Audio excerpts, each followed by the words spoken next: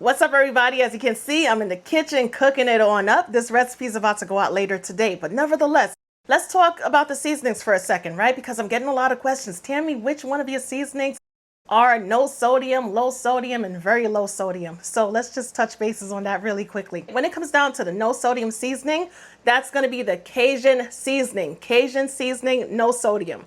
When it comes down to the low sodium, that's going to be your Yo Who's Hungry seasoning, right? The Yo Who's Hungry seasoning is pretty much an all-purpose seasoning that's also herbaceous, all right? So it's like a 2-in-1, if you will. When it comes down to the very low seasoning, we're going to be dealing with the garlic and herb seasoning. I think garlic and herb says it for itself, right? Most of us used garlic and herb before, along with our Creole seasoning and barbecue seasoning. So once again, no sodium, that's going to be our Cajun seasoning. Low sodium, your Yo Who's Hungry seasoning. Your very low sodium is going to be your barbecue Creole seasoning and your garlic and herb seasoning. And that's just basically it. All of the other seasonings, regular sodium content. If you're interested, website cookingwithtammy.shop.